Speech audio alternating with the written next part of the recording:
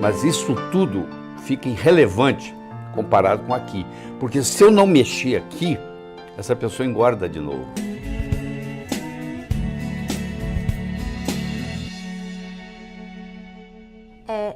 Normalmente, a obesidade, quando ela é retratada ou quando se fala sobre ela, obesidade ou sobrepeso, as pessoas costumam, pessoas especialistas, a olhar só para o viés estético, só para a questão da aparência. Eu li o seu livro e uma das coisas que me surpreendeu foi entender que o espelho, a imagem, ele faz parte de um contexto muito maior do que só a aparência. É isso mesmo, É isso doutor? mesmo. Hoje tem um conceito de mindfulness, que a mãe da mindfulness é a doutora Ellen Langer, da Universidade de Harvard, mostrando que essa atenção plena em alguma coisa faz toda a diferença. Eu comecei a minha carreira médica como psiquiatra. Eu me lembro que eu estava indo para a faculdade de medicina e tinha um professor meu de neurofisiologia que estava no ponto do ônibus. Eu parei o carro, falei, você quer carona? Ele entrou. Eu falei, mas você não tem carro? Ele falou, claro que tem, mas eu não dirijo. Eu não consigo aprender a dirigir. E ele era um psiquiatra famoso e diretor de um hospital com 240 mulheres loucas. Aí eu falei, quer fazer uma troca comigo? Ele falou, o quê? Eu te ensino a dirigir, você me ensina a psiquiatria. Ele falou, topo. Então eu ensinei ele a dirigir e ele me levou por debaixo das asas dele para esse hospital. E eu tive a oportunidade de trabalhar lá quase 3 anos, ainda acadêmico, com 240 mulheres loucas. E isso fez toda a diferença. Vou dar um exemplo. Eu tinha 10 pacientes lá que não conseguiam dormir. Nada, não conseguia dormir, não conseguia dormir. Toda terça-feira, às 18 horas, eu tinha uma reunião com essas 10 mulheres. E eu disse para elas que eu consegui um remédio dos Estados Unidos, que não tinha quem não dormisse. E eu preparei elas para receber esse remédio. Quando chegou o dia, eu avisei para elas que, infelizmente, o remédio não chegou, que nós tínhamos que esperar mais um mês. Aí esperamos mais um mês. E finalmente chegou a data.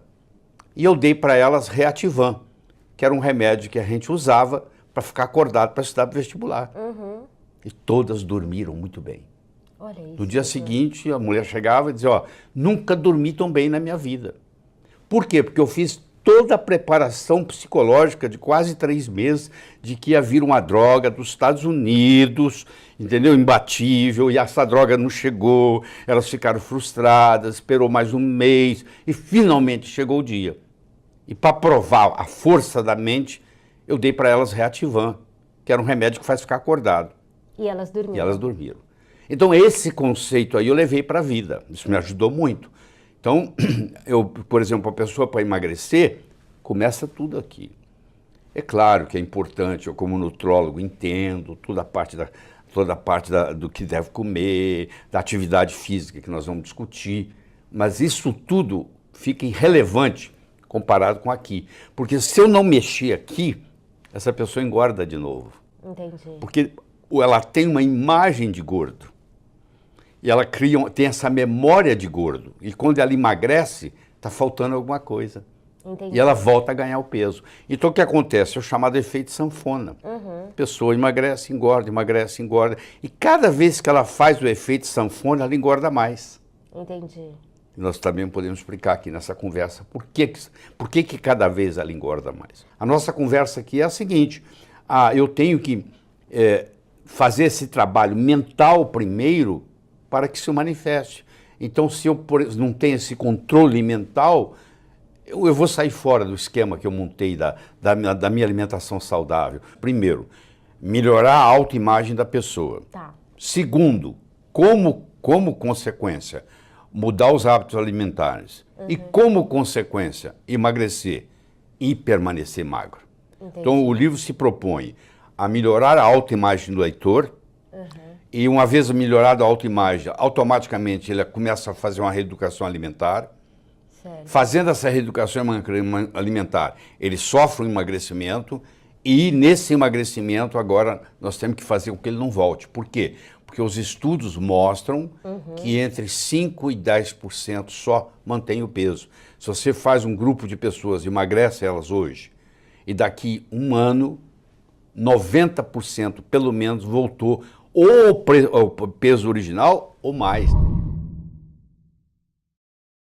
A doutora Ellen Langer, ela tem um livro chamado Counterclockwise, quer dizer, anti-horário, que ela pegou indivíduos com em torno de 80 anos de idade, levou esses indivíduos para um resort, e aí esse resort, ele era preparado para como se estivesse nos anos 59, nos anos 50. Uhum. Então ele pegaram indivíduos com 80 anos, fizeram toda a bateria bioquímica do colesterol, de não sei o que, mediram tudo neles. E eles foram para esse resort, onde a decoração era dos anos 50, onde a música era dos anos 50, onde o que passava na televisão era dos anos 50, onde só se podia conversar, não com o verbo no passado, mas com o verbo no presente. É como se eles estivessem vivendo os anos 50 de novo. Uhum. E quando terminou tudo isso, eles fizeram medidas bioquímicas e as pessoas rejuvenesceram. Meu Deus. Só pelo mindfulness. Pela vivência.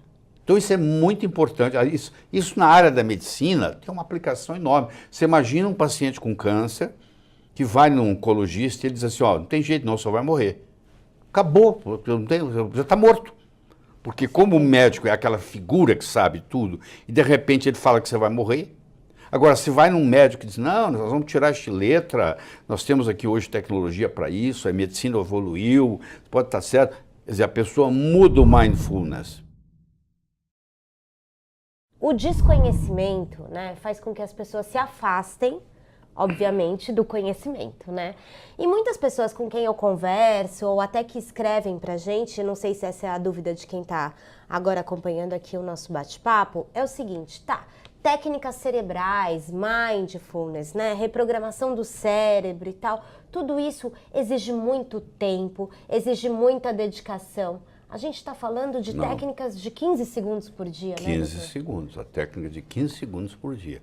Tem uma técnica que eu descrevo no livro, que é a chamada técnica da tensão estrutural. Certo. Você imagina que eu tenho esse elástico aqui, ó. O elástico eu ponho tensão nele. Certo. Tensão busca resolução. Quando eu coloco tensão numa estrutura, a tendência é resolução. Se eu consigo fazer isso no cérebro linguisticamente, aqui estou eu magro, aqui estou eu gordo. Certo. Eu não preciso gostar, mas eu preciso me olhar no espelho e falar, esse sou eu. Eu não vou encolher a barriga, não vou nada. Eu vou aceitar a minha realidade. Não gosto dela, mas está ali.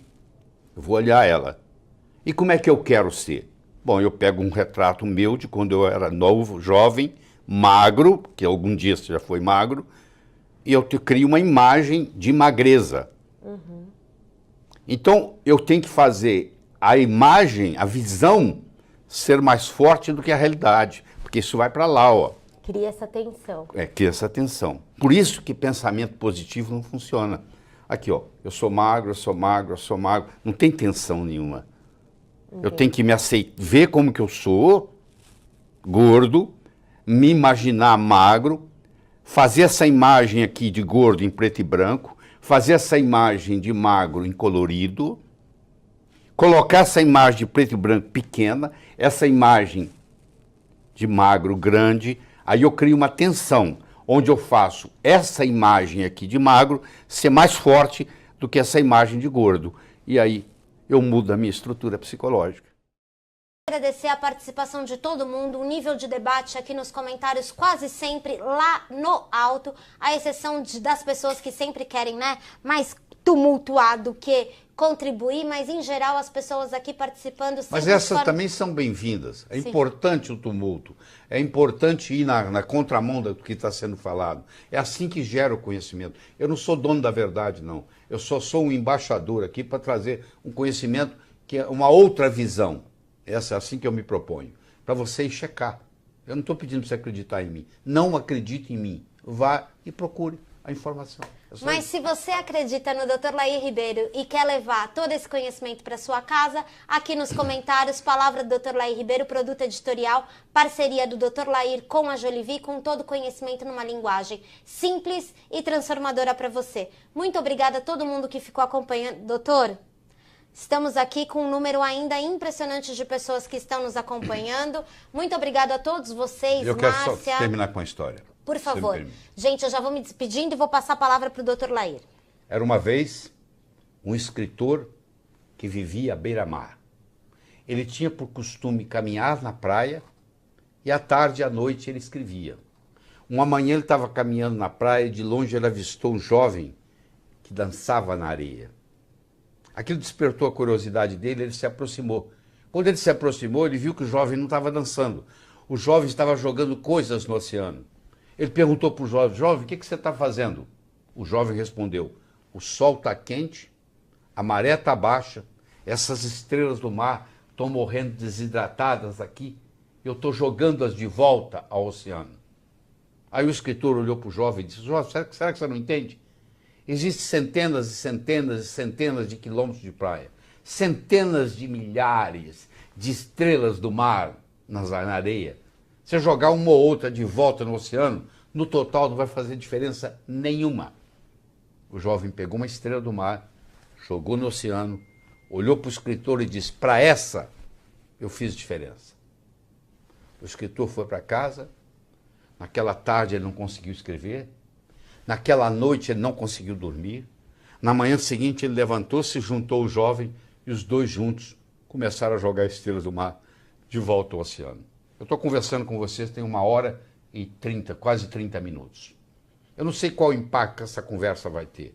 Se vai entrar no ouvido, se vai sair no outro, se você achar que eu estou errado, etc.